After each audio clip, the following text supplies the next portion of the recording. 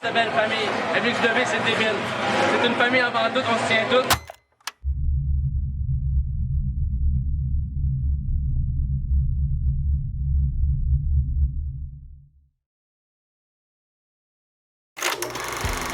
Depuis ses débuts officiels en novembre 2004, la WXW continuait sur sa lancée et sa popularité était grandissante au niveau local, donnant naissance même à des shows spéciales hors saison, comme l'Aquajam de Drummondville, la fête nationale à Saint-Léonard d'Aston ou même tenir un show au réputé Bistrot de la Gare de Drummondville. Sa bonne réputation résonna aux quatre coins du Québec, ce qui a permis à certains lutteurs locaux d'affronter de nouveaux adversaires dans d'autres fédérations de la belle province. De ces expériences sont nées des amitiés qui vinrent garnir l'équipe de la WXW, donnant du sang neuf et de la nouveauté à son public.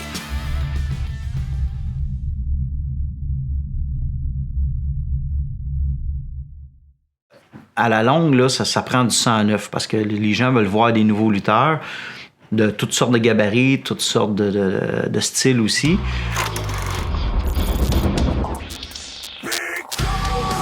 En même temps, il y a des recrues qui sont arrivés à WWE avant, mais qui sont venus un peu d'ailleurs. Donc, il y a eu des gens de Trois-Rivières. Donc, on parle de Darkside, de Bloody Blade. Darkside, je pourrais dire une recrue, mais c'était pas une recrue, il était là depuis le début. Il était Bloody Blade aussi, qui était plus de l'extérieur.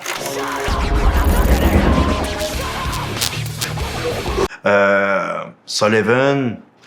On parle de Sullivan, que dans le temps, c'était Anthrax, qui était là avec Blazer. Eux, anecdote, pour le show Ground Zero, il était zéro prévu sur le show, là. Ils sont venus nous voir, ils ont demandé d'être sur le show. Sullivan, je le connaissais en Anthrax, je l'avais vu lutter en Anthrax. Lutteur très fucké, comme il était, mais le voir pas de masque, il a une babyface à côté, quand même beau bonhomme, tout ça, j'étais comme surpris que ça soit lui. On est embarqué sur le show, puis bon, Blazer a gagné, embarqué dans le Rumble, tout ça, mais par après, tu sais, Sullivan est resté avec nous. Nick Land, il était comme intervieweur avant, puis tout ça. Puis là, il avait décidé qu'il voulait faire de la lutte, tout ça. Je suis même pas certain d'où vient nécessairement Maven, Nick Land, Matt Daniels. Tu sais, Nick Land, c'était le caméraman personnel de Tommy Laze. Puis à un moment donné, il était venu me voir, j'aimerais ça lutter. Fait que j'ai pas trop, on va te rentrer. Il faisait des interviews parce qu'il était vraiment bon au micro. Glenn, on l'a vraiment encouragé parce que c'était un gars qui avait de la gueule, il avait un charisme incroyable. Il y a eu une rivalité contre Kempo que c'était magnifique, mais tu sais, il y avait un personnage fort. Matt Daniels, qui était le manager de Tommy Laze, lui aussi, il est venu me voir, j'aimerais ça faire une lutter. Fait que là, il s'appelait Extreme Matt Daniels, c'était notre gars extrême. Et je me souviens d'avoir affronté Nick Land et Matt Daniels dans leur début, puis j'avais vraiment trippé, j'avais vraiment aimé le match. Quand ils sont arrivés aussi, ça l'a amené un nouveau tag team. Je pense que c'est à partir de là, peut-être qu'on a eu nos ceintures par équipe. On a eu Maven, qui est mon grand chum aujourd'hui, qui lui, il est venu me voir au gym, je m'entraînais, puis c'est un de ses amis qui est venu me voir parce qu'il était trop gêné, puis il a dit « Hey, mon chum, il aimerait ça faire de la lutte, puis il sait que tu fais de la lutte. » Fait « Ouais, amène-les. » Puis je l'ai rentré à WXW. Au début, il faisait de la sécurité, puis après ça, ben, il a pris Funky dans le ring, puis éventuellement, il a monté dans le ring. Il a fait équipe aussi avec Marky Vibe. Wild Revolution. Calvaire, monsieur, de ça. Baby! Puis ces gens-là, souvent, connaissent d'autres mondes qui peuvent amener aussi. Hey, cette semaine, je t'amènerai un gars de Trois-Rivières. Ben, parfait. Fait que non, ça a juste fait comme agrandir la famille WXW, puis c'est ça qui était le fun. Mais tu sais, on a eu plusieurs personnes, puis je te dirais que la WXW, je change pas nécessairement de sujet, mais tu sais, la WXW se faisait parler d'elle à travers le Québec. Ce qui encore aujourd'hui me fait capoter parce que petite fédération, des chums de gars à Drummond, on fait un show. Puis une des grosses fédérations à Québec, qui était la CCW, ou même la EWR, qui était là-bas, on entendait parler qu'il y avait une fédération de Drummond, que c'était le fun d'aller lutter là. Qu'il y a Matt Falco, encore aujourd'hui, qui est là, qui est à NSPW, qui est un des gros noms là-bas, était venu, puis on a fait un angle qui était dans le public, on cherchait qu'il n'y avait pas d'adversaire. Il est venu, puis on voyait qu'un du public, c'était lui, puis il a lutté, tu sais. Mais, tu sais, c'est du monde de Québec qui entendait parler de tout ça, de notre fédération, que c'était le fun de venir lutter, qui venait lutter ici gratuitement. Puis je suis même pas certain qu'on on leur a donné du gaz. Peut-être qu'on leur a donné du gaz. Je suis pas certain même. Mais ils étaient prêts à venir lutter bénévolement parce que ça a l'air que c'était le fun de venir lutter à WXW. Ça fait capoter encore aujourd'hui, là. Mais l'arrivée de Nino aussi, qui était un gars, quand même, c'est un monstre. En passant, c'est moi le premier qui l'a affronté. Il m'a fait un powerbomb sur le bord du ring. On m'en souvenait, Nino. Ça nous a permis aussi d'agrandir le bassin, si tu veux, des supporters. Parce que ça, c'était des gars qui luttaient déjà ailleurs. Puis, veut pas, ben, ça te permet d'apprendre à connaître d'autres mondes, des gars aussi passionnés que toi. Fait que ton niveau, il augmente un peu parce que les autres, ils ont vu d'autres choses. Non, il y avait Gab Gonzo aussi. Gab Gonzo qui rentrait. Il y avait Jesse qui était de l'extérieur aussi. Jesse, ça a fait comme un nouveau souffle. Tu sais, on avait les anciens, puis on a la petite vague de nouveaux qui sont entremêlés à nous autres. Fait que ça faisait... La famille s'agrandissait, et plus que ça s'agrandissait, plus de fun qu'on avait, là.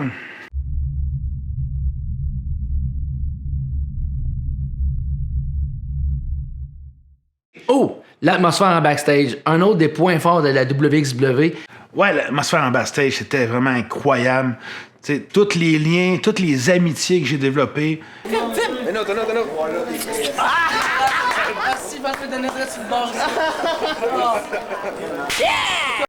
Ah, c'était malade. C'est une atmosphère de famille. Tu sais, à backstage, là, t'avais ce qui se passait sur le ring.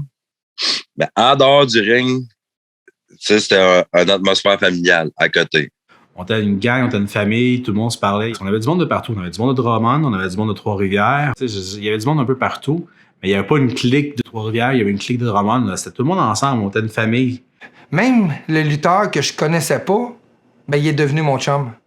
Tout de suite, la chimie se faisait parce que, tu sais, il n'y en avait pas à gauche puis à droite qui faisaient « Ah, lui, c'est un ci, lui, c'est un ça, gna gna gna ». Puis, tu sais, dans le monde de la lutte, on va se le dire, là, c'est... il y a beaucoup de bitcherie. Tu sais, t'avais les gars qui travaillaient pour la Fed, ce fait que, tu sais, oui, c'était les patrons, parce que, écoute, partout où ce que tu vois, il y a un patron, mais non, ils n'étaient pas plus haut dans leur état d'esprit que les autres. Tu sais, c'était vraiment... vous êtes égal à tout le monde, puis on va aimer tout le monde, puis donner la chance à tout le monde de la même façon. On se voyait une fois par mois. Dans ce temps-là, on se voyait pas mal une fois par mois. Puis c'était pour les galas. Fait qu'on était tout le temps contents de se voir backstage. C'est qu'on jase ça, on se compte nos semaines, on se compte nos mois. Puis c'était vraiment le fun, là. On s'entraidait, on se parlait, on se craquait. Je me souviens BMS, je me souviens même Mécano, Funky. Les gars, Funky souvent, quasiment des claques dans la face, puis on se pousse. Puis là, on se prime. Avant ces combats, j'allais souvent l'encourager, puis je disais ce qu'il fallait qu'il fasse, puis que, gars, c'est ton moment, profite-en, stick, puis tout ça, puis donne ton 100%. Tu mets la place à l'envers. Ni plus ni moins que la place à l'envers. Le plafond va arracher. Le plafond va arracher, le gros. Entends-tu le plafond? Ça commence déjà à craquer. Il craque, le gros. Le plafond, il arrache. Le plafond, il arrache, le gros. Fait que ça, je trouvais ça super le fun. Je trouvais qu'on manquait peut-être de place des fois pour pratiquer.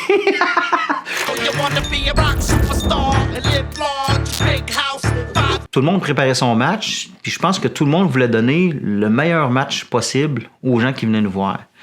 Pratiquait des moves, tout ça. Oui, il y avait des petits caca nerveux. C'est ça qui était le fun, on pouvait déconner backstage, puis...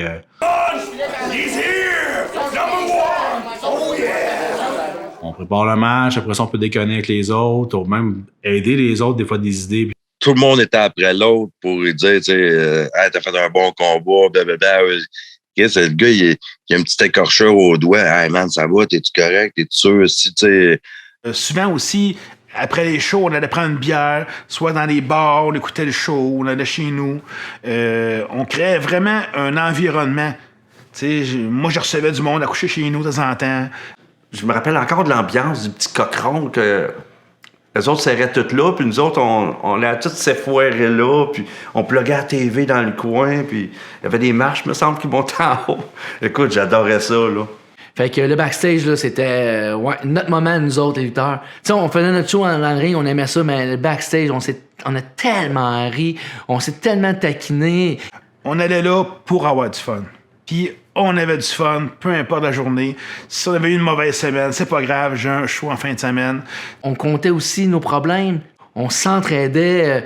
C'était magique. Ce backstage-là, là, puis je pense, je vais le dire, là, je pense au Québec, il n'y a pas eu un backstage comme ça. Puis je reviens sur Nino Mancuso, qui est un de nos grands chums, qui lui luttait partout, à toutes les fédérations à Montréal, à Québec, partout. Puis il a tant dit à BXW, le backstage, là, il était magnifique. Il venait pour ça, on le payait même pas, il était payé ailleurs, puis il venait pour le backstage parce que c'était tous des chummés. C'était des chums, c'était des vrais chums. C'était vraiment petite gang, petite famille. Ah ouais, j'ai adoré l'atmosphère en arrière. Fait que non, c'était vraiment... c'était écœurant, là. Je dirais le backstage, c'est qu'est-ce que je m'ennuie le plus.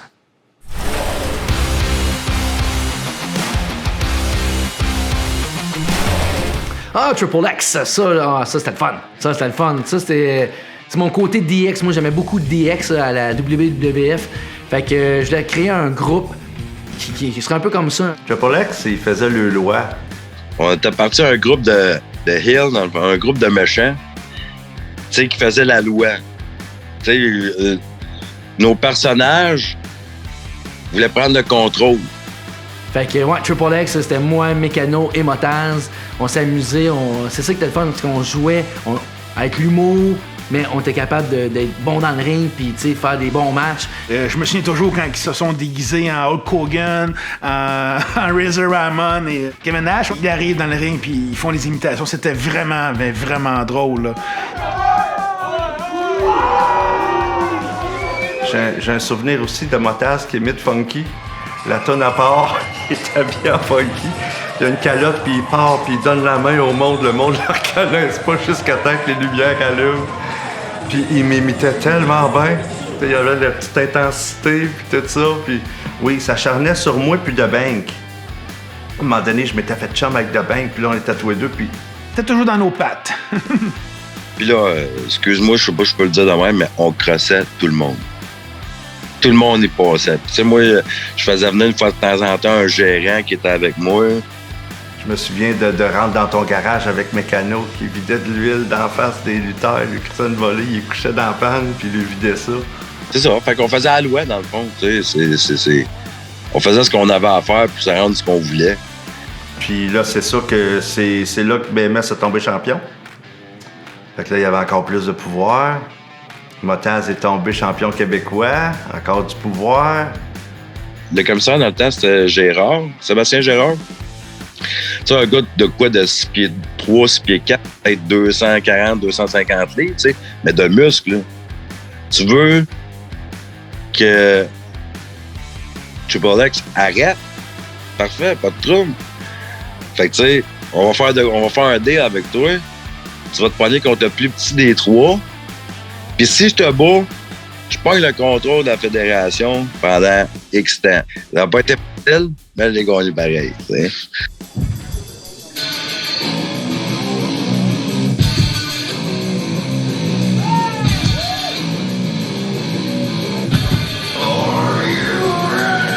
Mais dans le fond, c'est pas Mécano qui pogne le contrôle. On est une équipe. Fait que c'est les trois gars, on va tirer à la couverte sur notre bord, là, pour les trois. Fait que non, ça, Triple X, là, j'ai adoré. Puis à un moment donné, quand Mécano est parti, là, il fallait se trouver un troisième membre. Fait que là, on a fait un bootcamp. Fait que, encore là, c'était drôle. On criait après les gars. On n'avait aucun respect pour personne. Bienvenue au Triple X Bootcamp! La grande roue! La grande roue! There we go! La grande... Un autre! Pas satisfait! Il y avait une règle, là. Il était là pour la briser.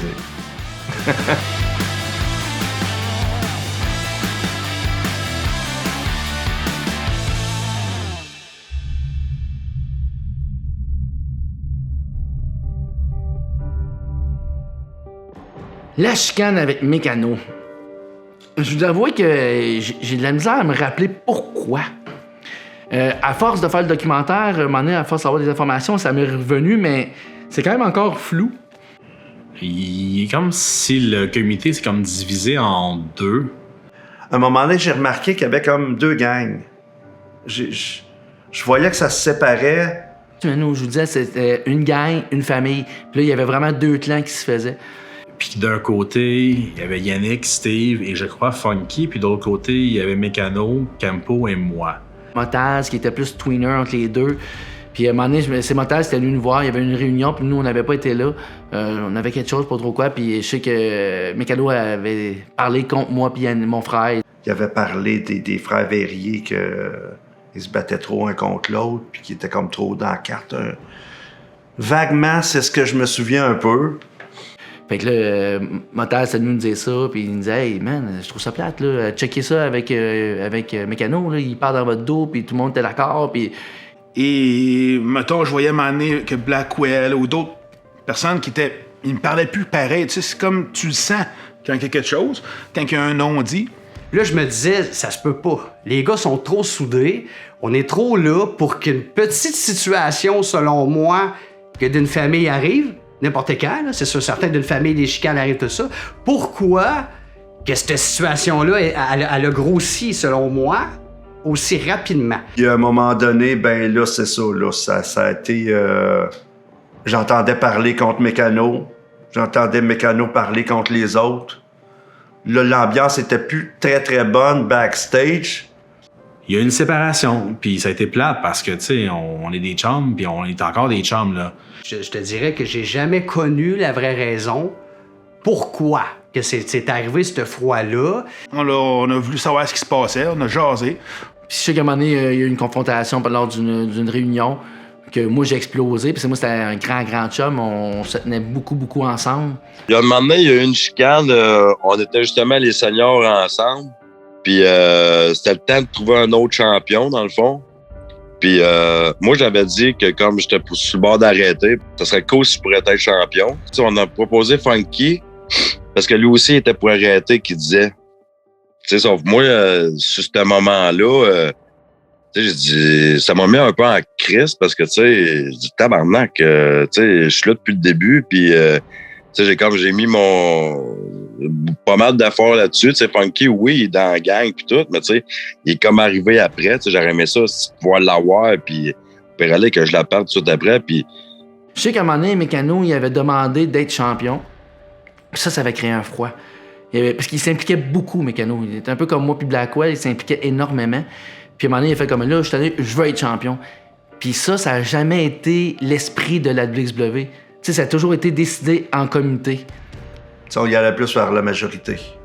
Ouais. C'était pas par vote, mais si tout le monde était en désaccord, l'idée passait pas, là. Puis il fallait que tu fasses avec, là. Mais en même temps, c'était correct parce que ça prenait ça. Sinon, tout le monde aurait été champion, tout le monde aurait été en finale. Toi, moi, puis Blackwell, c'est les trois gars qui s'étaient le plus impliqués là-dedans. Puis dans ma tête, oui, c'est sûrement une partie d'ego. Tu sais, mon ego disait que j'y avais droit. Ça avait pas vraiment viré comme je m'en attendais, tu sais. Je comprends pourquoi je comprends, oui puis non, pourquoi il a demandé à être champion, parce que je vous dis, il s'impliquait énormément. Puis je pense qu'il aurait aimé ça être parmi les tops. Mais pourtant, je trouvais qu'il était parmi les tops parce qu'il avait un personnage fort, il faisait partie de Triple X. Même à un moment donné, c'est lui qui était rendu le boss de la WXW dans une histoire. Fait tu sais, il y avait ces histoires pareilles, il y avait juste pas la strap, comme qu'on dit. Puis j'ai dit une phrase que j'aurais jamais dû dire, qui s'adressait à toi. Parce que, tu sais, Yannick, il m'a demandé, il dit... ouais, mais tu sais, si on vote que c'est Funky, tu sais, il a fait beaucoup pour la lutte à Drummond. Puis là, j'ai dit, ouais, mais je dis, Steve, il a été champion. Chris, qu'est-ce qu'il a fait, lui, pour l'être? Puis c'est là que ça a cassé. Là, ce soir-là, ça a brassé quand même pas mal à partir de là. Fait que là, on en a reparlé. Puis là, j'ai dit, OK, d'abord, vous voulez pas que je sois champion, c'est correct? Puis ben, d'abord, regarde, moi, je vais rester, je vais être commissaire. Je vais prendre la job de commissaire. Puis là, il y avait Sébastien Gérard qui était encore là, qui était déjà là. Il était pas dans le décisionnel, mais il était toujours là. Puis là, ben, avec la friction qui est arrivée avant, ça a comme pas passé parce que là, je me suis encore mis le pied dans la bouche, tu sais. J'ai encore sorti la même histoire. C'est tabarnak qui... Moi, je suis là depuis le début, man. Chris, je veux rester. Je veux continuer à faire de quoi, mais je peux pas autant m'impliquer. Fait que m'en prendre la job de commissaire, Chris, ça me revient de droit, là. Puis là, ben, le fait que déjà, on avait parti comme sur une certaine, pas une chicane, un désaccord. Fait que c'est sûr, si tu prends position, puis tu dis, non, tu sais, regarde, si t'as voulu me faire. Je dis pas que c'est ça que vous avez pensé ou que j'ai pensé, mais tu sais, la nature humaine est. Ah ouais, Chris, on va regarder Gérard, puis toi, il mange la merde, man. Comme je vous dis, quand on est jeune, on est plus dans la confrontation que dans l'écoute. Tu sais, fait que là, c'est là que j'ai fait un dernier show, je pense, puis j'ai ramassé mes affaires, man. Je suis parti, je dis, garde. Mécano est parti aussi. Il est encore là, je crois, mais comme gérer ses propres affaires, puis il a peut-être été mis un peu à l'écart, que là, je me suis rapproché de Steve et Yannick pour ramener un peu de quoi, puis continuer Mais ça a été comme un peu la première étape, un peu vers la fin, malheureusement, là, mais tu sais... Moi, quand je suis parti, là, moi, j'ai fait la loi du plaster. Là. J'ai arraché le plaster. Ça me faisait mal, là. Parce que oui, de un, je perds un loisir, mais je perds des chums, là. Aujourd'hui, avec le recul et avec l'expérience qu'on a, c'est sûr que je pense qu'on aurait pu mieux gérer cette situation-là. Clairement, on aurait mieux géré ça.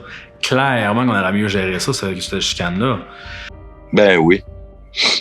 Et, carrément. C'est là que je te dis que ça prend de l'ego dans la vie, parce que sinon, t'avances pas, mais faut que tu sois capable de la doser. Est-ce que ce soir-là, quand ça a parti, je peux pas, je me rappelle pas, est-ce que ça faisait 2-3 jours, man, que ça allait mal dans mes affaires? Est-ce que c'est quelque chose qui a fait que, tu sais, parce que Chris, Steve, pas de joke, on s'entendait comme des frères, là. On était sur la même longueur d'onde, la même pensée, la même trajectoire, on avait les mêmes rêves. Puis tout ça, ça a lâché du jour au lendemain pour ça. Maintenant, on le sait, il y a quelque chose qui marche pas, on jase. Qu'est-ce qu'il y a? On peut-tu parler?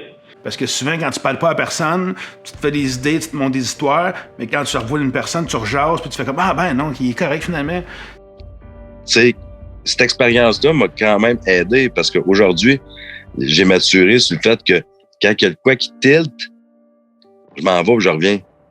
On jase, qu'est-ce qu'il y en a? Ah, c'est pour ça. C'était tellement une niaiserie. Mais à ce moment-là, on se parlait pas, puis c'était comme, OK, moi, j'ai entendu ci, j'ai entendu ça, j'ai entendu ci. Puis ça fait juste monter l'animosité qu'il y a là-dedans. Là. C'est clair que ça a changé là, aujourd'hui, là, clairement.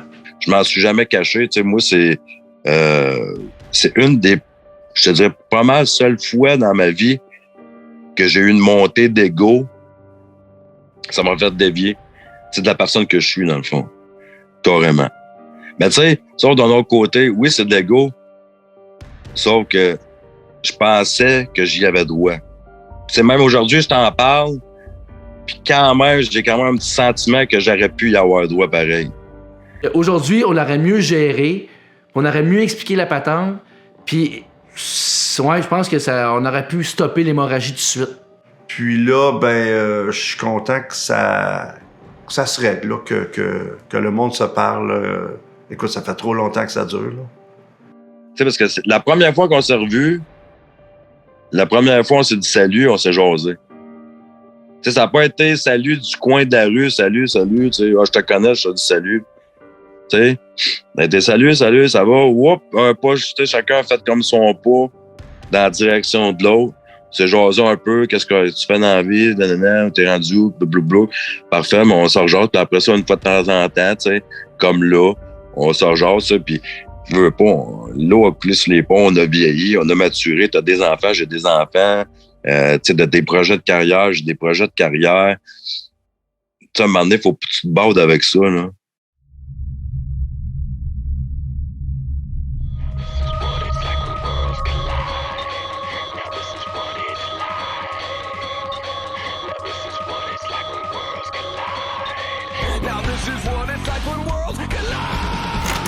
Ah, la WXW, j'y repense aujourd'hui, puis ça a été vraiment une belle période de ma vie.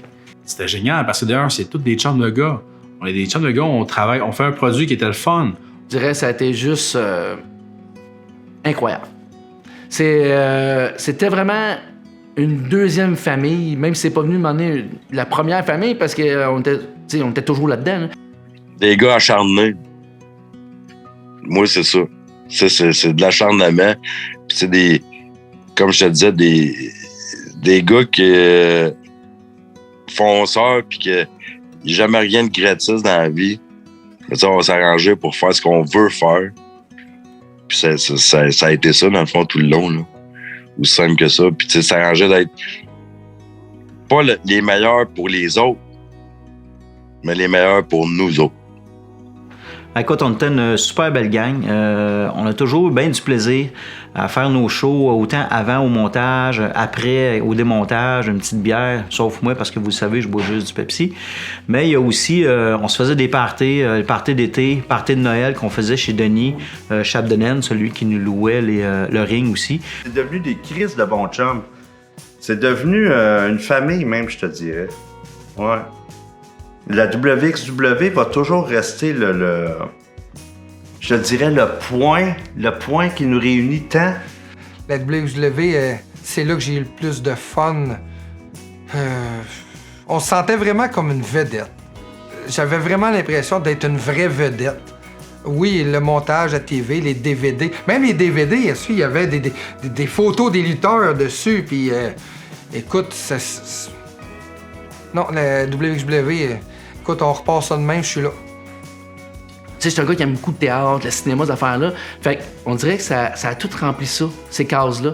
Je pouvais jouer des personnages devant le monde, qui étaient comme un peu le théâtre, mais en plus, j'avais le côté athlétique que j'aimais beaucoup, j'aimais l'entraînement puis tout ça. Fait que, ouais, globalement, mon expérience était incroyable puis c'était vraiment familial.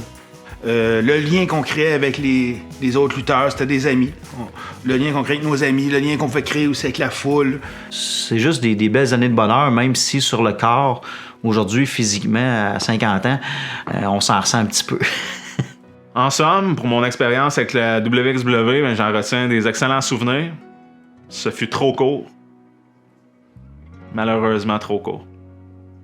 Il y a des gars qu'on a perdus qui vont revenir pour l'entrevue, puis ça va faire du bien. Ça fait du bien. C'est du monde qu'on avait perdu, qu'on retrouve, tandis qu'il y en a d'autres qui se sont jamais perdus non plus, là. Mais la WXW, c'était un backstage qui était le fun. C'était des combats qui étaient amusants. J'aimais ça parce qu'on avait des bons combats, on avait une belle gang qui s'entraidait. C'est ce qui m'a permis de continuer par après aussi, puis à lutter un peu partout au travers du Québec, que j'étais extrêmement chanceux de pouvoir faire. C'est grâce à la WXW. C'était ça, c'était des bons chums, puis c'est du monde que je veux jamais perdre.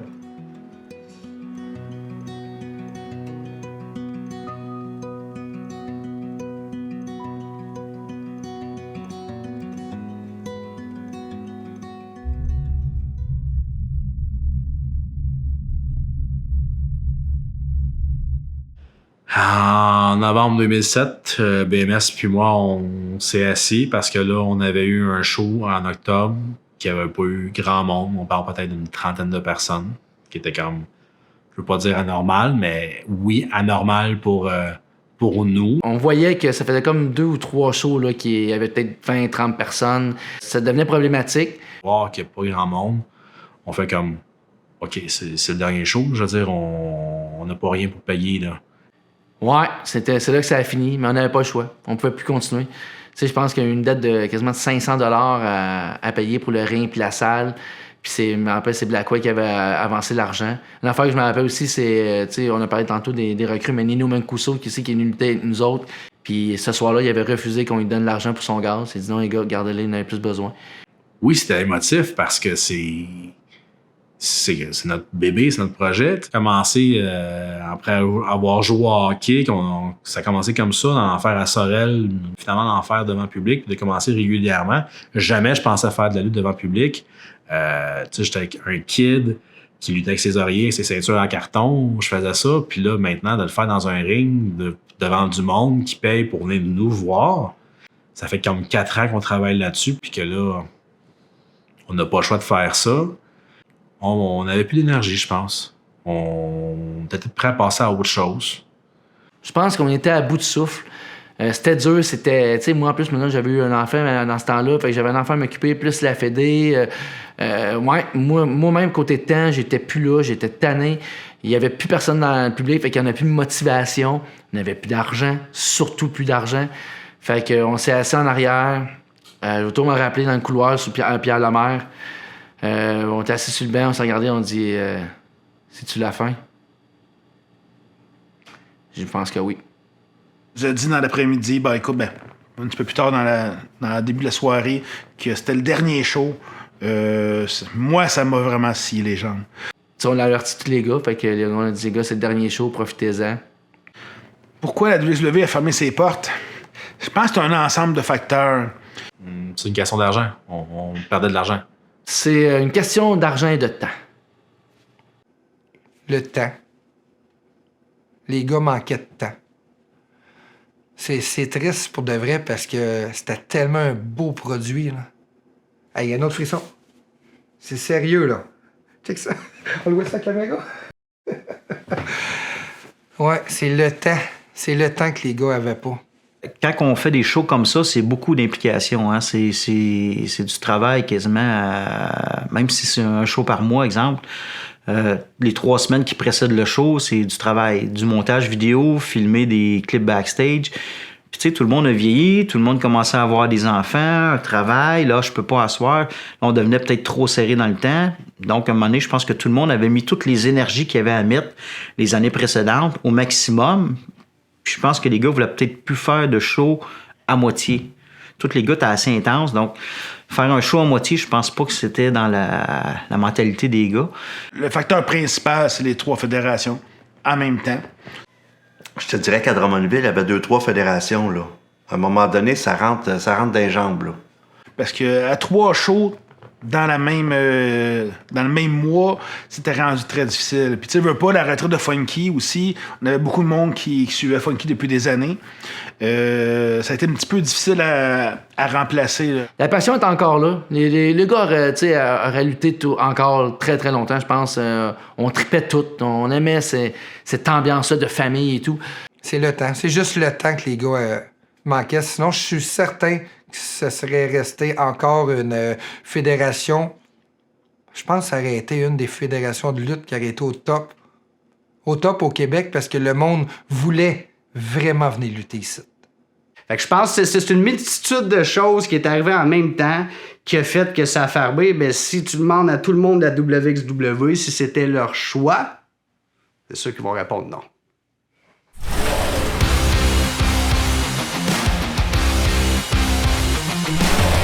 Le Highway to Hell match. Oh my God! C'est un événement qu'on n'aurait jamais pu prévoir. Simplement adoré. C'est un de mes meilleurs combats, ça, la WXW. Ça, c'est un match qui était supposé se passer le 30 avril. Comme le show avant le gros show Battle of the Greats. Ben, le match Highway to Hell qu'on était supposé avoir, c'était entre BMS et moi. Dans le fond, c'était une reprise du match qu'il a fait à Sorel dans le temps, dans une petite fédération là-bas. C'est un match, à 3 étapes, qui est un street fight. First Blood, le premier qui saigne. Il y a un TLC à la fin. Blackwell a ressorti ça des boulamites, puis il disait, on se dit ce match-là, une bonne idée, ça va être hot, tout ça, j'ai une belle rivalité contre lui, puis moi, Blackwell, on avait une belle chimie dans le ring. Malheureusement, BMS a décidé d'avoir un enfant. La blonde qui était enceinte dans ce temps-là, puis ça a donné qu'elle a accouché le 30 avril. Allô, Isaac. Donc, je ne pouvais pas être au show. Fait que j'ai affronté Funky à la place, on a fait un bon match. J'ai battu Funky, je suis invaincu contre Funky. Dans ta face, Funky. Quoi? Fait que finalement, on s'est dit, on va le mettre au gros show. Fait qu'on va mettre Funky, Blackwell, BMS et DeBank ensemble. Fait que DeBank, mon frère, il s'était blessé dans ce temps-là. Il avait vraiment mal dans le dos. Il dit, correct, moi, je peux le faire, mais je pars en premier. Moi, à peu près 2-3 semaines avant, je me suis blessé quand même assez gravement dans le dos. J'ai reçu une passe dans une autre fédération. J'ai senti la colonne quasiment cassée. J'avais de la misère à me lever du lit carrément. Il fallait qu'on m'aide à me lever. Écoute, j'étais pas supposé de lutter. Et donc, l'accord que j'ai eu, je dis, pas de problème, je vais y aller, mais je fais 5 minutes. 5 minutes. Fait que le match commence. On fait nos affaires, puis en plus, moi, j'étais le seul méchant. Fait que une très belle histoire dans le ring, c'était écœurant. Le combat J'ai super bien commencé. Là, ben, de manger une sale volée. Puis à un moment donné, est arrivé ce qui est arrivé. Je me souviens bien, c'est BMS qui allait me coucher. Fait qu'il faisait sa passe sur Blackwell sur la chaise. Après ça, il s'occupait de moi. C'est BMS qui devait garder le titre. Et en partant, BMS se blesse à la cheville. Puis à un moment donné, je pogne mon Blackwell, puis je fais un DDT. C'est-à-dire qu'il a comme sa tête ici, puis je le drop de même. Demandez-moi pas pourquoi mon pied est resté jamais à terre, puis ma cheville a fait POC! Et le pied, Calvaire, as entendu le son? C'est à peu près ça le son qu'on a entendu. Se fracture quasiment à la cheville. Ça a fait mal, mais mal. Je suis débarqué tout de suite en bas du ring, je suis parti en arrière, j'ai eu la misère, le monde sont venus me chercher. Il va revenir. On ne sait pas ce qui s'est passé. Ça, c'est un moment que tu dis qu'est-ce qui se passe. Ça va où, là? Tout le monde ne sait plus ce qui se passe, là. Fait qu'on continue. C'est qu'il revient pas. Je suis supposé de gagner. Je suis supposé de gagner le match. Puis là, un moment donné, on se fait dire que BMS ne reviendra pas, que Funky va gagner. Le combat, c'est pas ça? Qu'est-ce qui se passe? Je fais 5 minutes. Puis on va faire avec, on va y voir avec les trois. On improvise un petit peu. Un petit peu beaucoup.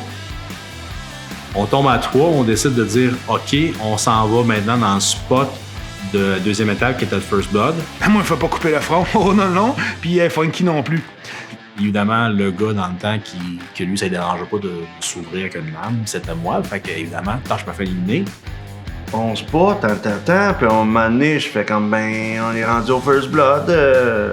Blackwell, il est là, et je m'élance, et j'y pète ça sur la tête.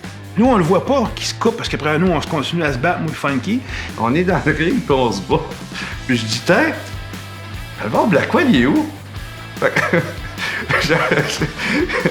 On le voit sur les caméras, Blackwell sort, il saigne, puis il fait le tour du ring, puis tout. Mais moi puis Funky, on l'a pas vu partir. Mais il reste Funky et The Bank qui étaient supposés partir après 5 minutes. Je fais 5 minutes. J'avais dit à The Bank, on descend ici, si on descend en bas du ring, on va aller se placer pour la passe de la barrière. Clôture. Une chose que le monde savait pas, c'est que Funky, dans sa tête, il nous a toujours dit pendant plusieurs mois que lui, son rêve, c'était faire un moonsault sur le barricade. Puis il a tout dit, ça va finir mal, fais pas ça. On lui a tout le temps dit de pas le faire parce qu'il y en a un qui s'était cassé le bassin dans d'autres fédérations, puis il y en a un qui l'avait essayé, puis non, c'était les côtes. Je me rappelle qu'on m'avait dit, la barrière, fais pas ça. Tu peux pas faire la barrière, tu vas te tuer, tu vas... Non, il faut que je le fasse, faut que je le fasse, faut que je le fasse, faut que je le fasse. Fait qu'on ne croyait pas qu'il nous le ferait. Moi, je cherche Blackwell. Fait que je dis, on s'en va en bas du ring. Mais The Bank, lui, il savait que si on allait en bas du ring, on faisait la passe de la barrière. Funky s'en vient, il me ramasse, il me place dessus la barricade. Puis là, je fais, non, pas ça. Fait qu'on fait la barrière. C'est la barrière. Moonsault, sa barricade. Oui. Saut, Nick se tasse, puis il tombe direct sa barricade. 1-0 clôture. Encore à ce jour, je pense que c'est la pire passe de fou que j'ai vue de ma vie, puis je n'ai vu de la lutte. Ça, là, c'est dégueulasse. Je pense que même Funky, aujourd'hui, ne voudrait pas le refaire.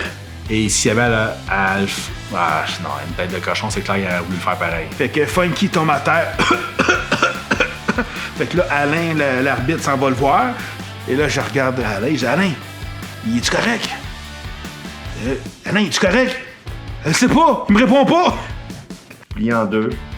J'agonise ma vie, je shake comme une feuille. Je vomis quasiment ma vie et je ne suis plus capable de prendre mon souffle. Fait que moi, je suis là, puis là, je fais « Oh non! » BMS est parti. Il s'est foulé la cheville sur une chaise. Blackwell est éliminé parce que je l'ai ouvert avec la chaise.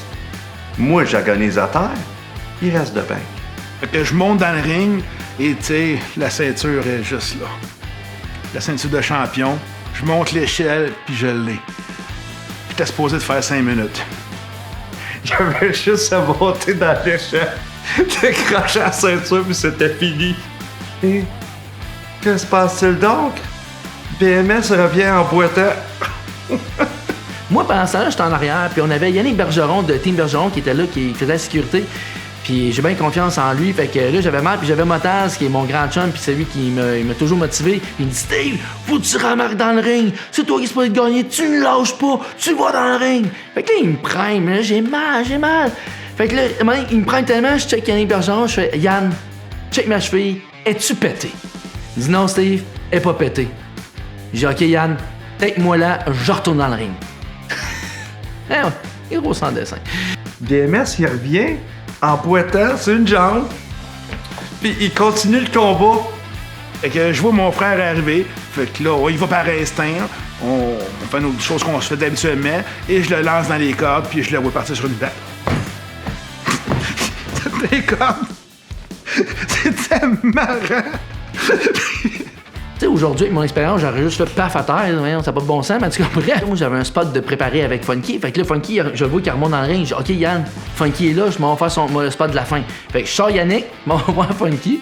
Et je me souviens très bien que BMS me pogne en souplesse. Puis, il essaie de me faire une souplesse, mais je suis tellement mou. Il me relâche, puis je tombe à terre.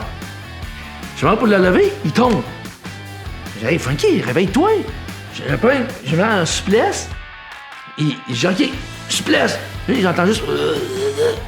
Là, je vois qu'il se donne pas de poids. OK, c'est correct. Je me retourne, fais-moi là. Il fait rien. Fait que là, il retombe à terre. Là, maintenant, je le regarde, je réveille. Puis je sac une tape d'en face. Je réveille. Tu sais, on me dit, crime, on est dans le show, là, faut le faire. Ouais, réveille, tape d'en face, j'essaie de la repogner. Ça marche pas, il n'y a rien à faire. Ce qui est arrivé, c'est qu'eux autres, en arrière, BMS, il avait mal à la cheville, fait qu'eux autres, ils ont comme focusé là-dessus. Ils ont arrêté de regarder ce qui se passait sur le ring. Ils n'ont aucune idée que moi, j'ai fait la passe à la barrière. Je fais une parenthèse, mais après avoir vu qu'est-ce qu'il avait fait, je me sens tellement mal d'y avoir donné une claque dans la face pour le réveiller. Il venait de faire le pire bump ever. Fait que finalement, c'est ça, part, continue, fait des passes sur les échelles. On se pitch d'un table. Puis à un moment donné, je suis assis dans le coin, puis je fais comme... Mais qu'est-ce que je fais là? Il faut vraiment que j'aime ça. Puis je me rappelle que Triple X, à un moment donné, il m'étrangle. Puis j'y vais avec les pieds, mais ça me fait tellement mal. Fait qu'en tout cas, bref, je m'en vais repogner Yannick, finalement. Funky réussit à se lever, on réussit à faire un spot de la fin, et je gagne finalement le match, grâce aussi avec mes amis qui m'ont aidé, Motaz et Mécano. Puis j'étais tellement content quand le combat a fini. J'étais tellement heureux. Il était temps qu'il finisse, là. Il était long, le combat. Il doit durer à peu près 40 minutes. Et à la fin du show, évidemment, BMS et Funky se sont ramassés à l'hôpital. Je suis couché dans le lit avec le soluté puis tout. Puis à un moment donné, qui je vois pas arriver? BMS avec sa mère, Maman X, qui pousse. BMS de même que lui, il est sur la chaise roulante. Moi, je suis couché dans mon lit. Ben voyons donc! Il est ici, lui! Si on regarde les Rocky, là, c'est Rocky puis Apollo. Je voyais tellement ça, là. C'est quand Apollo va voir Rocky en chaise roulante comme ça, puis il va y jaser. C'était ça, là. C'est Christy de beau combat. Moi, j'avais tellement aimé ça, ce combat-là. C'était... c'est mon combat fétiche de la WXW, là. On louait les barricades de la ville, puis on voyait toujours la clôture qui était comme curving. On savait que c'était la clôture à Funky.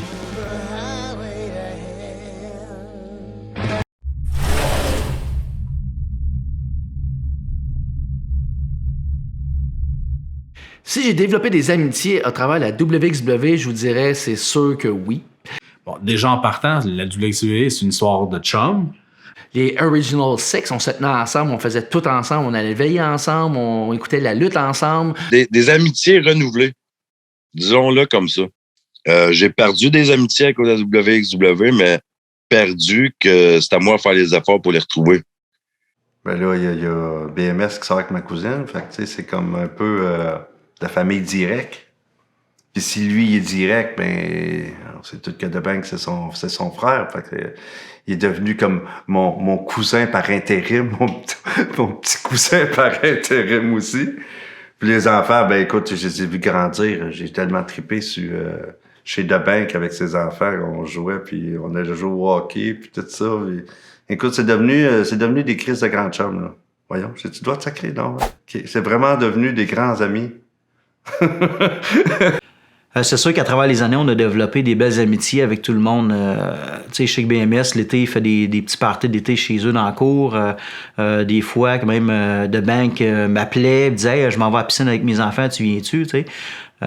Même Blackwell aussi, quand il vient de Drummondville. Tu sais, on se voit à l'aréna, on se voit au match de baseball. Donc, oui, je pense que ça a développé des belles amitiés. Puis récemment, j'ai revu Mécano aussi, que ça doit faire 10-12 ans que je n'avais pas vu. Donc, on a gardé ces liens-là, même si on se côtoie plus autant qu'à l'époque. J'avais déjà des amitiés à travers la WXW, mais j'ai gardé contact un peu avec quelques lutteurs, là. Puis sinon, si j'ai pas gardé contact avec, mais tu sais, quand on se voit, là, ben, on a beaucoup à se raconter. C'est quand tu les revois, c'est comme si c'était hier. Puis moi, j'ai toujours eu ce feeling-là, puis j'espère que les gars, c'est la même affaire pour moi. J'ai revu Kempo la semaine passée. On parle comme si rien n'était. Je vois BMS. Wow, le feeling de revoir ces gars-là. Comme je disais au début de l'entrevue, on vient tous d'un milieu qu'on n'a pas eu la cuillère dorée dans la bouche. Là. On s'est toujours battu pour arriver à ce qu'on est, à ce qu'on fait. Moi, mes parents me disent souvent jamais qu'ils auraient cru que je sois là, en avant de toi présentement. Là. Et c'est pas ça qu'ils voyaient quand j'étais jeune. Là. Tu comprends ce que je veux dire? Fait que, c'est sûr que je rends compte de cette gang-là dans la vie de tous les jours. Même si on se l'autre bas du trottoir, je te garantis, je te jure, je vais le traverser le trottoir. Je pense qu'on réalisait pas l'impact que ça aurait eu sur nous autres. Fait que là, ils peuvent dire, c'est la lutte amateur, je le répète tout ça, mais quand t'es là, quand t'es dans le ring avec ces gars-là, l'émotion que t'as, comment que ça sort, il peut y avoir 20 personnes dans la foule, c'est même pas ça, on s'en fout. On va se donner à 100%. Les parents de BMS puis de Bank, c'est Maître Verrier puis c'est Maman X. C'est Maman X pour la WXW. C'est de même que moi, je les appelle, je vais toujours les appeler, là, de même, là. Mes enfants appellent même mon oncle Michaud, mon oncle Funky. Tu sais, on était famille, on était déjà une petite famille. Puis après ça, les autres se sont greffés à nous. Fait tu sais, les Nick Len, Matt Daniels, Nino Mancuso, que je fais des émissions avec lui présentement, qui s'appelle Sur le Fly. Tu sais, on a toujours gardé contact. Chris Maven, qui est arrivé vers la fin, mais qui fait partie intégrante de la gang ici. Fait que oui, j'ai vraiment développé des amitiés très fortes qui durent encore aujourd'hui. Ouais, la famille. C'est la famille. Écoute. On était une famille tissée serrée parce que, tu sais, ce qui se passe dans le ring, même si on sait comment que ça fonctionne la lutte, c'est quand même physique. Il faut avoir confiance en l'autre. Donc, ce lien de confiance-là s'est développé avec les années.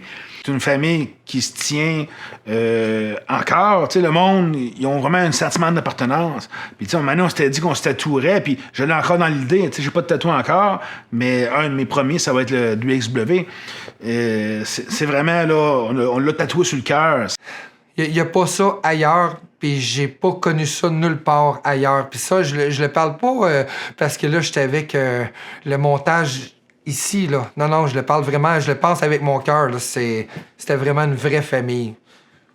C'est comme un point d'ancrage, que je pourrais dire, d'amitié, de famille. Écoute, on invitait nous autres du monde à nos parties de famille de Noël. C'est comme des frères. Tu sais, moi, j'ai toujours eu des sœurs, j'ai pas eu de frères. Pour moi, c'est la famille, c'est des frères, c'est des chums, c'est plus que tout. Il y en a un qui partirait demain, ça serait pas facile. OK? Ça serait extrêmement dur. Pour moi, c'est des chums à vie. Je me dis, tu sais, à un moment donné, le respect pour moi, c'était tellement important dans mes valeurs que la WXW, la famille, c'était ça, le respect et la loyauté. Puis j'ai encore énormément de loyauté puis de respect pour eux autres, puis je vais toujours en avoir tout le reste de ma vie. Fait que, ouais, la famille de WXW, c'est ça. On se voit pas souvent, mais on va toujours rester soudés, peu importe le moment et le temps.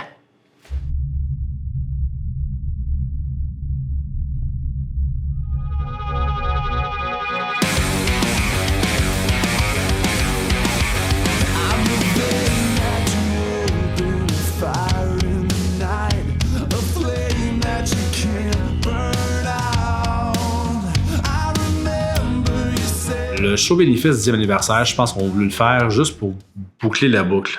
Même si ça était fermé, je trouvais ça important de célébrer le 10e anniversaire. Et puis, je trouvais ça important de le faire pendant que les gars étaient encore capables. Écoute, c'est Blackwell qui m'a apporté l'idée.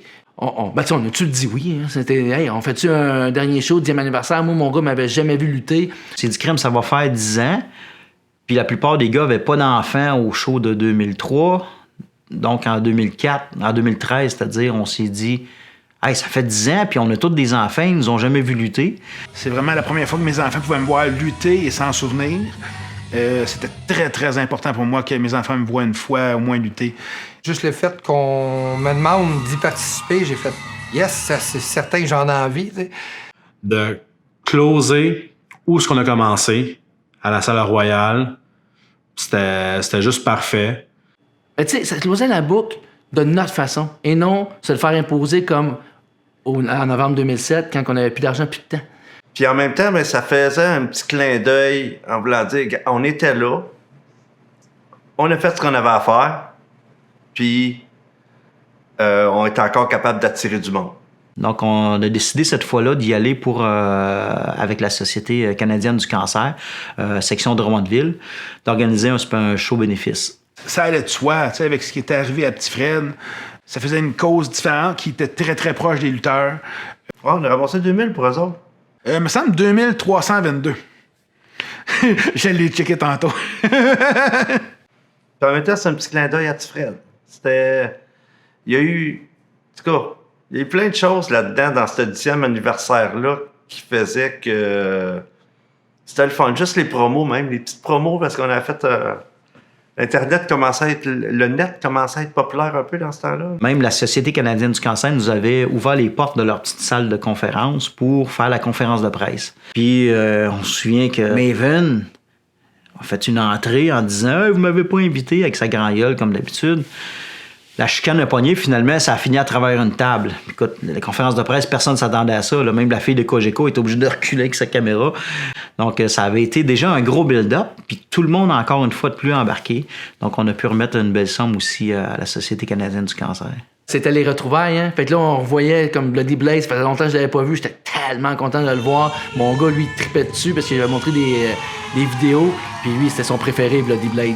Puis genre avec mon gars qui était super gêné. C'était vraiment le fun. Je me souviens, on est dans le vestiaire. On est un peu éparpillés partout. Puis c'est vraiment, là, on s'assit, on met nos bottes, on jase. Puis écoute, on était vraiment contents de tout se revoir, là. La réunion de tout le monde. C'est ça que j'ai aimé. J'ai aimé de revoir le monde. Parce que oui, il y en a qui s'est perdu de vue un petit peu. Mais de se revoir tout le monde là, puis c'était le fun. Même l'ambiance dans l'après-midi de monter le ring, c'était le fun. On savait ce qui s'en venait. On a monté la salle, on avait une belle entrée. Après ça, on a encore eu notre moment, on s'est assis dans le ring. On a écouté les montages, les gars capotaient. Puis tu sais, quand on a checké la vidéo, c'était malade. Les gars ont trippé. Je me rappelle avoir fait les montages encore jusqu'à la dernière minute, puis j'espérais que l'ordinateur plante pas. Autant que, tu sais, le petit Kevin Bérubé qui a fait ses débuts à WXW au 10e anniversaire, puis regarde aujourd'hui, c'est une vedette au Québec.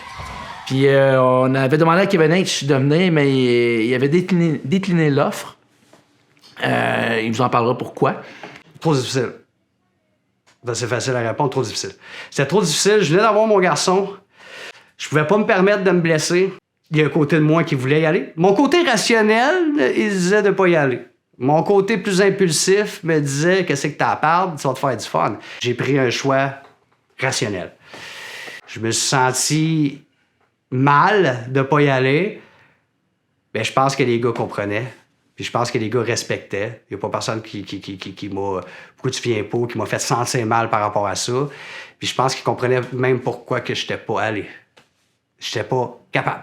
Il y en a qui vont dire « Ouais, too much, lui. » Ça me dérange. Tu peux pas... C'est quand tu le vis que tu peux le comprendre. Mais là, présentement, moi, j'étais pas capable. D'être dans la foule, oublie ça.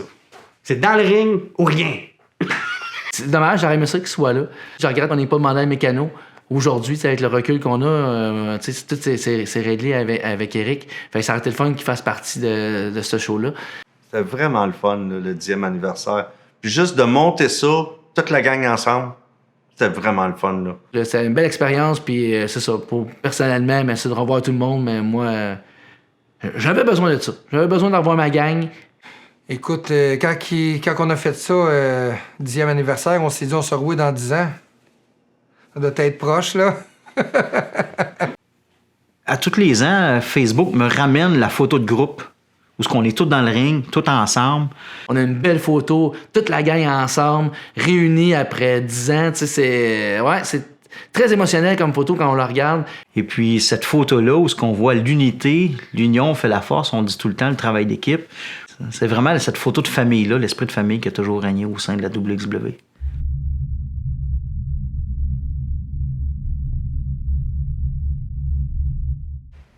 Oui. Moi, je dis qu'il y a un futur pour la WXW. J'espère. Tu viens de me dire ça, j'ai des frissons, regarde, tu vois, ça monte. J'espère. Est-ce que les gens ont du temps à mettre là? À cette heure, tout le monde a même plus qu'un, même deux, des fois 3 enfants. Est-ce que moi, je remonterais dans le ring là? Non. Est-ce que moi, je serais prêt à participer? J'en ai aucune idée. Peut-être, peut-être pas. J'ai pas le goût de retourner dans le ring. J'aimerais relutter. Pas sûr. Il y en a beaucoup qui ont arrêté, mais je pense que la WXW ne mourra jamais. Ça dépend quasiment tout le temps de juste une personne. C'est la même gang, dans d'autres rôles peut-être. Puis c'est le fun, surtout s'il y a du fun. Je serais prêt peut-être à embarquer sur d'autres choses. C'est quand même difficile à dire parce que l'âme était vraiment les gens qui la composaient. Si les gens sont là et encore des jeunes qui peuvent reproduire un peu la même chimie qu'on avait, ça pourrait fonctionner. La WXW, c'est la WXW. Tu peux pas refaire de quoi 2.0, 4.9 et n'importe quoi. WXW, c'est WXW. Fait que si tu décides, selon moi, de refaire qu'il y a un futur pour la WXW, ben t'es mieux de rapatrier le monde de la WXW. Fait que oui, il y a un futur, je pense, pour une petite continuité de WXW. Bon, pour moi, ça ne mourra jamais.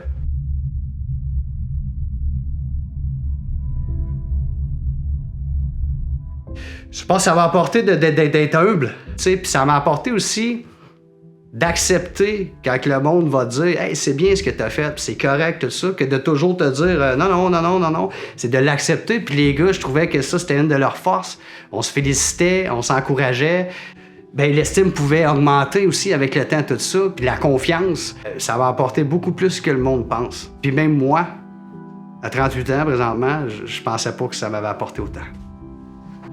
La plus grande fierté, ça a été de toujours produire des shows respectables.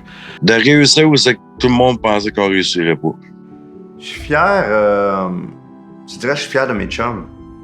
D'avoir livré un produit de super bonne qualité, d'avoir du monde qui n'était pas nécessairement des fans de lutte qui venaient nous voir. Qu'on attire autant de fans puis que le monde nous aime de même. Mais on a amené la lutte communautaire à un autre niveau. Moi, c'est ce que je trouve qu'on a fait et qui me rend fier. Parce qu'avant qu'on arrive, il n'y en avait pas de vidéo. On avait un bon produit avec les vidéos, puis avec les histoires, puis avec les matchs, avec les talents qu'on avait. On a amené ça de façon professionnelle, faite par des amateurs, par des gars qui ont du cœur. Puis d'avoir justement mené cette barge-là en gang. Et non un gars qui décide de tout, c'était vraiment en gang et basé sur le respect et la loyauté. Je l'ai de tatouer loyauté sur moi, c'est pas pour rien. Pour moi, c'est les amitiés qui ont resté. J'aurais pas rencontré ces gens-là si c'était pas la WXW. On a développé des liens, on a développé vraiment des amitiés. Mais tu sais, c'était comme la création qu'on faisait puis tout ce qu'on emmenait là. Ça, man, c'est wow! Ça a résonné partout au Québec, malgré qu'on était une petite fédération de rien du tout, qui avait aucun moyen. De quoi je suis plus fier, c'est de la famille, de la gang que ça a réussi à souder ensemble. Ouais, la fédération WXW, c'était à part des autres. J'ai été dans les autres fédérations, c'est à part, c'est pas pareil. C'est une classe au-dessus. C'est juste une classe au-dessus. J'ai fait un texte ici aussi, qui représente la WXW. Je vais vous le lire. Fondée en 2003, la fédération WXW a pris un fulgurant essor de par ses nombreux lutteurs uniques. Le 18 mai 2003, le public pouvait assister au premier gala inoubliable de la WXW. Durant 4 ans, les Drummondvillois ont eu l'opportunité de vivre des soirées endiablées et des spectacles à couper le souffle. À ce jour, la fédération a mis fin à ses activités, mais reste bien en vie dans le cœur des lutteurs. La WXW est bien plus qu'une fédération de lutte. Elle est avant tout une famille. À tout jamais, ces 3 lettres seront gravées sur nos cœurs. WXW.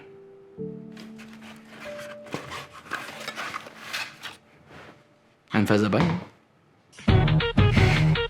When I pretend I can forget about the criminal I am, stealing second after second just cause I know I can. But I can't pretend this is the way it'll stay. I'm just if you're feeling like a pimp, nigga, go on, brush your shoulders off. Ladies is pimps too, go on, brush your shoulders off. Niggas is crazy, baby, don't forget that boy told you get that dirt off your shoulders. I probably owe it to y'all, probably be locked by the force. Trying to hustle some things, that go with the Porsche. Feeling no remorse, feeling like my hand was forced. Middle finger to the nigga, cause I'm straight with the rock. Yes! Je fais la barrière.